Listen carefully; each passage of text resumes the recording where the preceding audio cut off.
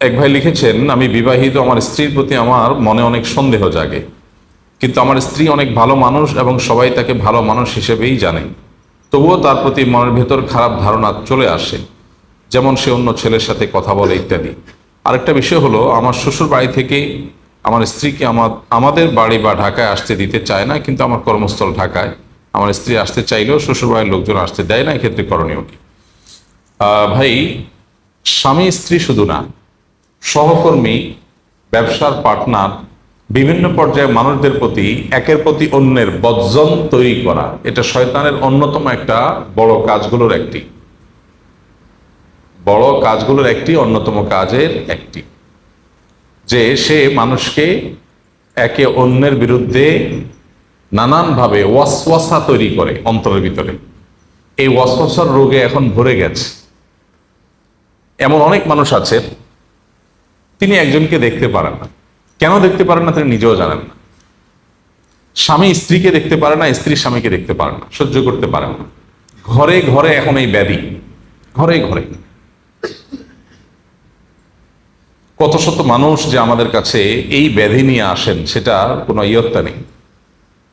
স্ত্রী স্বামীর সাথে, স্বামী স্ত্রী পরস্পরের সাথে ঝগড়া করেন। কেন ঝগড়া করেন? এত ঠুনকো বিষয়, এটা নিয়ে ঝগড়া করার কথা না। শিক্ষিত, বুঝমান, সমঝদার মানুষ এরপরেও ঝগড়া করেন।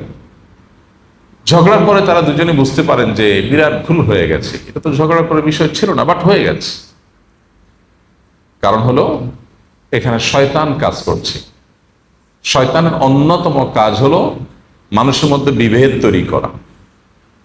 মানুষের বিভেদ তৈরি করা হলো শয়তানের সবচেয়ে বড় প্রকল্পগুলোর একটি। একজন মানুষ নামাজ ছেড়ে দিলে শয়তান এত খুশি হয় না। একজন আরেকজনের সাথে সম্পর্ক নষ্ট হলে, বিভেদ তৈরি হলে, বিশেষ করে স্বামী স্ত্রীর মধ্যে বিচ্ছেদ হলে শয়তান যত খুশি হয়। সহিহ মুসলিমের সেই হাদিসটাতে আমরা অনেকেই জানি যে শয়তানের সদস্যরা বিভিন্ন রকমের অপকর্ম করে আসার পর শয়তানের কাছে যখন রিপোর্ট দেয়, শয়তান সবাইকে বাহবা দেয়, কিন্তু যখন কোনো এক সদস্য এসে বলে যে আমি স্বামী স্ত্রীর মধ্যে বিভেদ ঘটাই দিতে পেরেছি, শয়তান বলে তুমি কাজের কাজ করেছো। তাকে সবচেয়ে বেশি বাহবা দেয়া হয়। এবং মদ এবং জুয়ার অপকারিতা কোরআনে আল্লাহ বলতে গিয়ে বলেছেন যে শয়তান কি চায়? আইয়ুকি আবাইনাকুমুল আদাওয়াতা ওয়াল বাগদা। শয়তান তোমাদেরকে এগুলোর মাধ্যমে তোমাদের মধ্যে শত্রুতা আর বিদ্বেষ তৈরি করতে চায়। এটা শয়তানের প্রজেক্ট, এটা শয়তানের প্ল্যান। তাহলে এখন করণীয় কি? বিশেষ করে স্বামী স্ত্রী যিনি প্রশ্ন করেছেন, খুবই কমন একটি প্রশ্ন। অনেক স্বামীরাই বলেন যে আমার স্ত্রীর প্রতি আমার সন্দেহ, অনেক স্ত্রীরা বলে যে আমার স্বামীর প্রতি আমার সন্দেহ হয়, আমার স্বামী বোধহয় কোনো মেয়ের সাথে অবৈধ বা হারাম সম্পর্ক আছে। আসলে কোনো তথ্য, প্রমাণ, দলিল, আলামত, চিহ্ন কিছুই নেই, কিন্তু মনে হচ্ছে। এই যে মনে হচ্ছে, এই মনে হওয়ানোর কাজটা যে করে তার নাম কি? ইবলিস। কোরআন এবং হাদিস তাকালে আমরা দেখি শয়তানের মৌলিক সবচেয়ে বড় কাজগুলোর একটাই, এটা শয়তান করতে চায়। এই জন্য কোরআন খুললে আপনি দেখবেন বারবার মানুষকে আল্লাহ রাব্বুল আলামিন একে অন্যের প্রতি হোসনে জন করার জন্য, পরস্পরের প্রতি আপনার পজিটিভ চিন্তা ধারণা করবার জন্য আমাদেরকে আল্লাহ নির্দেশ দিয়েছেন। নবী সাল্লাল্লাহু আলাইহি ওয়াসাল্লাম সে নির্দেশ দিয়েছেন। এক জেহাদ থেকে ফিরে আসার পরে, সফর থেকে ফিরে আসার পরে সাহাবীরা এক ব্যক্তি যখন তাদেরকে সালাম দিয়েছে, তারা মনে করেছেন যে লোকটা অমুসলিম এবং সে শুধুমাত্র সালাম দিয়ে এখন মানে রণাঙ্গনে যুদ্ধরত অমুসলিমদের দলের একজন, কিন্তু সে এখন সালাম দিয়ে ভালো মানুষ সাজতে চাচ্ছে। কিন্তু শত্রু পক্ষের লোক মনে করে তারা তাকে শেষ করে দিয়েছে। নবী করিম সাল্লাল্লাহু আলাইহি সাল্লামের কাছে আসার পর নবীজি যখন ঘটনা শুনলেন, জানলেন, আল্লাহ ওহী নাজিল করলেন। নবীজি কি বলেছিলেন? হাল্লা শাকাক্তা কালবা। সে মুখ দিয়ে সালাম বলেছে, এটা তার অন্তরের কথা না, এটা কি তার অন্তরটা কেটে তুমি দেখেছো? তার মানে তুমি তার প্রতি সুধারণা রাখা দরকার ছিল। তুমি যেটা দেখবে বাহ্যিকভাবে, ওমর রাদিয়াল্লাহু তাআলা আনহু বলেছেন, আমরা যেটা দেখবো সেটা বিশ্বাস করব। কারণ পেটে ঢুকার, কারণ কলবে ঢুকার শক্তি যেহেতু আমাদের নাই, এই জন্য কলবের বিষয়টা আমরা আল্লাহর উপরে সুপর্দ করতে হবে। স্বামী স্ত্রীর মধ্যে এই সমস্যাটা টু মাচ কমন। শুধু স্বামী স্ত্রী না, পার্টনারদের মধ্যে, ব্যবসায়িক পার্টনার, দিনী কাজের পার্টনার, বিভিন্ন পার্টনারদের মধ্যে এই জিনিসগুলো অহরহ হয়। এবং আমার কাছে হাতে নাতে বেশ কিছু কেস ধরা পড়েছে যে দুজন মিলে একটা কাজ করছে, দুজন কাঁধে কাঁধ মিলে কাজ করে, হঠাৎ একজনের কানে কানে কেউ যেন বলে, তার ভেতরে কেউ যেন বলে যে অমুকে আমাকে নিয়ে শয়তানি করার চেষ্টা করতেছে, ষড়যন্ত্র করার চেষ্টা করতেছে। পুরো জিনিসটাই অহেতুক, আসলে বেচারা মনে হয়তো কিছুই নাই। তো এই জন্য আল্লাহ তাআলা বলেছেন ইম্মায়ান জাগান্না, আয়াতটা কি, ইম্মায়ান জাগান্নাকা মিনাশ শাইতানি নাজগুন ফাস্তাইজ বিল্লাহি মিনাশ শাইতানির রাজিম। এই জন্য প্রধান কাজ হলো শয়তান থেকে আল্লাহর কাছে পানা চাইতে হবে। শয়তান থেকে আল্লাহর কাছে কি চাইতে হবে? পানা চাইতে হবে। এবং এইটা বিশেষ করে ওয়াসওয়াসার এই রোগের জন্য রুকিয়া খুবই ইফেক্টিভ, রুকিয়া খুবই ইফেক্টিভ। এবং ওয়াসওয়াসার রুকিয়া যদি করা যায়, সেলফ রুকিয়া করতে আমরা উৎসাহিত করব। রাকি দিয়ে রুকিয়া করার চাইতে নিজের রুকিয়া নিজে করা উত্তম। বাট আমরা এখন কোনো কাজে নিজে করতে চাই না, আমরা সব কাজ লোক দিয়ে করাইতে চাই। ফলে আমাদের জীবনটা হয়ে যাচ্ছে আয়েশি জীবন, অলস জীবন। এই জীবনটায় আমরা খুব বেশি মানুষ সুস্থ নই। এর অন্যতম কারণ হলো আমরা পরিশ্রম করতে চাই না, কষ্ট করতে চাই না। রুকিয়াটা নিজেরটা নিজে করাটাই হলো সুন্নাহ। নবী করিম সাল্লাল্লাহু আলাইহি সাল্লাম অন্য মানুষকে রুকিয়া দেওয়াটাকেও সাপোর্ট করেছেন। যেমন ওই যে এক অভিযান শেষে সাহাবীরা ফিরছেন অথবা অভিযানে যাচ্ছেন, তো পথে কোনো একটা গোত্রের প্রধানকে সাপে দংশন করেছে। এক সাহাবীকে ডাকা হলো যে তোমাদের মধ্যে কেউ রাকি আছে কিনা, চাড়ভুককারী আছে কিনা। তিনি সূরা ফাতিহা পড়ে ফু দিয়েছেন, লোকটা ভালো হয়ে গেছে।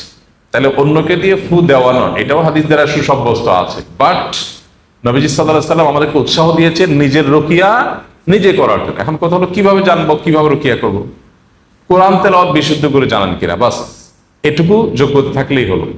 এরপরে ওয়াসওয়াসা হয়, আরেকজনের প্রতি মনে বাজে চিন্তা আসে, তাহলে আয়াতগুলো লিখে ফেলান কোন কোন আয়াতে ওয়াসওয়াসা রুকিয়া আছে, সে আয়াতগুলো তেলাওয়াত করেন। বাস রাকি আলাদা কোনো মন্ত্র জানে না যে রাকি পড়লে হবে, আপনি পড়লে হবে না, এটা ভুল ধারণা।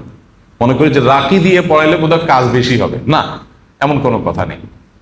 নিয়ম মেনে কোরআনের আয়াত থেকে রুকিয়া আমরা যে কেউ করতে পারি। তো এইটার জন্য বিশেষ করে স্বামী স্ত্রীর মধ্যে বিভেদ তৈরি হলে রুকিয়া করা দরকার। এবং ওয়াসওয়াসা রুকিয়া ক্ষেত্রে খুব বেশি কার্যকর। আর আরেকটা প্রশ্ন করেছেন, স্ত্রীকে তার বাবার বাড়ির লোকজন স্বামীর বাড়িতে আসতে দেয় না। তো এই বিষয়গুলো আসলে এই ধরনের সংক্ষিপ্ত প্রশ্ন উত্তরে ক্লিয়ার হয় না। আসলে ফ্যাক্টটা কি, কেন আসতে দেয় না, আপনার এখানে আসার পরিবেশ নাই, কোনো অসুবিধা আছে কিনা। কোনো যৌক্তিক কারণ ছাড়া যদি মা বাবা তার সন্তানকে, মেয়েকে বাধা দেয় স্বামীর বাড়িতে যেতে, সে মা বাবা আল্লাহর কাছে অবশ্যই দায়ী থাকবে। কিন্তু রিয়েল ফ্যাক্ট কি, কেন বাধা দেয়, কোনো যৌক্তিক কারণ আছে কিনা, সেটা তো আমরা জানি না। যদি অযৌক্তিক কোনো কারণে বা কোনো গ্রহণযোগ্য কোনো ওজোর ছাড়া বাধা দেয়, অবশ্যই তারা গুনাহগার হবে। আমার স্বামী আমাকে স্ত্রী হিসাবে কোনো মূল্য দেয় না, আমার কান্না তাকে একটু নরম করে না, শুধু টাকা দিয়ে দায়িত্ব পালন করে, আমি মানসিকভাবে ভেঙে পড়ছি, আমার করণীয় কি? স্বামী হোক আর স্ত্রী হোক, পরস্পর পরস্পরকে রেসপেক্ট করা, পরস্পর পরস্পরের প্রতি মনোযোগ দেওয়া, এটা আমাদের কর্তব্যের অংশ। আল্লাহ তাআলা আমাদের উপর যে বিষয়গুলোকে অপরিহার্য করেছেন, অবধারিত করেছেন, করতেই হবে, সে বিষয়গুলোর মধ্যে একটা হলো জীবন সঙ্গীকে, লাইফ পার্টনারকে, স্বামী স্ত্রী পরস্পরকে সময় দিতে হবে। যে বোন প্রশ্ন করেছেন, যদিও আমি জানি না যে তার স্বামী তার ইচ্ছার মূল্য দেন না বা তাকে মূল্য দেন না, এটার মিনিংটা কি। অনেক সময় এমন হয় যে নিজেদের চাহিদা অনেক বেশি থাকে। একজন দেখা যায় তার স্বামী তাকে যথেষ্ট যত্ন করে, কিন্তু তার কাছে মনে হয় যে না, আমাকে মনে যত্ন করছে না, শয়তান ওয়াসওয়াসা দেয়। এটা একটা ফ্যাক্ট। আরেকটা অসুবিধা হলো যে অনেকের প্রত্যাশা অনেক বেশি। আবার বাস্তবসম্মত আছে অনেকটা, যে অনেক ক্ষেত্রে স্বামী আসলে কেয়ারই না, সে শুধু টাকা পয়সা দিয়ে দায় সারে। অনেকে আছেন মাসে মাসে টাকা দিয়ে দিচ্ছে, খোঁজ খবর নাই, সে অমনোযোগী। সর্বশেষটা এটা যদি হয়ে থাকে, তাহলে সেক্ষেত্রে অবশ্যই স্বামী আল্লাহর কাছে গুনাহগার হবেন। শুধু টাকা দিয়ে স্ত্রীর দায়িত্ব আদায় করা চলবে না। আল্লাহ বলেছেন ওয়াশিরুহুন্না বিল মারুফ, তোমরা তোমাদের স্ত্রীদের সাথে জীবন অতিবাহিত করো, সংসার পরিচালনা করো সুন্দরভাবে, যথাযথভাবে। শুধু টাকা পয়সা দিয়ে যদি স্ত্রীর হক আদায় করে ফেলেছি বলে মনে হয়, তাকে একান্ত সময় দেওয়া না হয়, তার প্রয়োজন পূরণ করা না হয়, তাকে গুরুত্ব দেওয়া না হয়, তো অবশ্যই স্ত্রীর হক নষ্ট করেছে। এখন এই ভদ্রলোক যিনি স্বামী, তার কাজ হবে তিনি নিজেকে সংশোধন করা। আর যে বোন প্রশ্ন করেছেন তাকে বলবো, যদি সত্যি আপনার স্বামী আপনাকে মনোযোগ না দেয়, ইগনোর করে, শুধু ভরণ পোষণটা দেয়, আপনি শুকরিয়া আদায় করেন এই দিক বিবেচনা করে যে অনেক অমানুষ আছে আপনার স্বামীর চাইতেও তারা আরো বেশি পাষাণ। তারা স্বামী হিসেবে স্ত্রীর ভরণ পোষণটাও দেয় না, আপনার তো ভরণ পোষণটা অন্তত দেয়। অনেকে আছে সেটুকুও দেয় না। ইমানদার যখন তার চাইতে নিজের চাইতে কষ্টে থাকা মানুষটার দিকে তাকাবে তখন সে ভালো ফিল করবে, তখন মানসিক কষ্ট তার দূর হয়ে যাবে।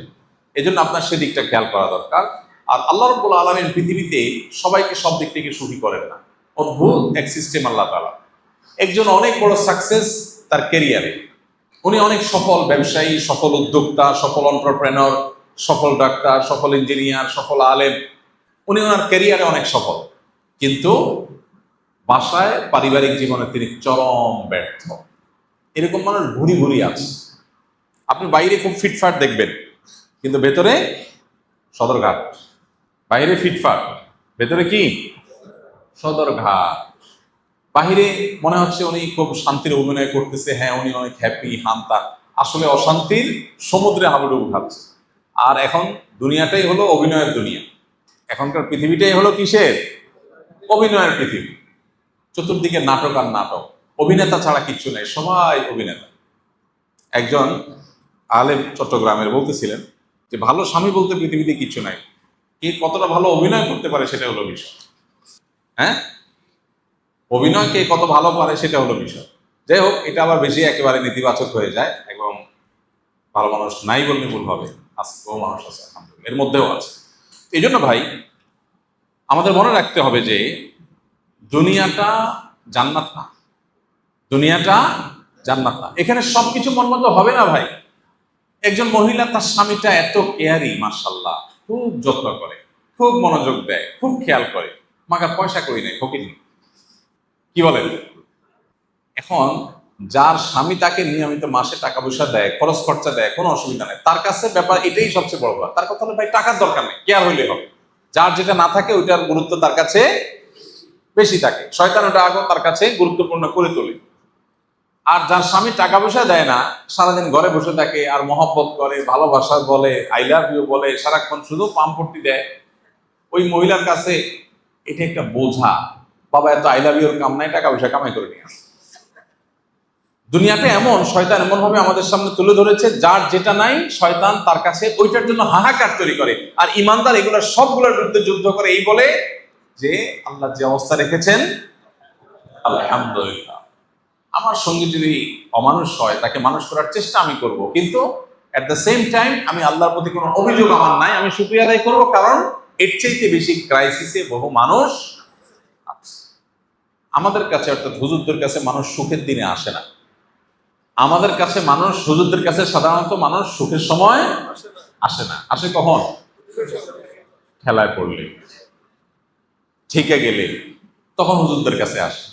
হ্যাঁ, ডাক্তার এবং হুজুর এই দুই শ্রেণী মানুষের কাছে মানুষ সুখের সময় যায়, আসে দুঃখের সময়।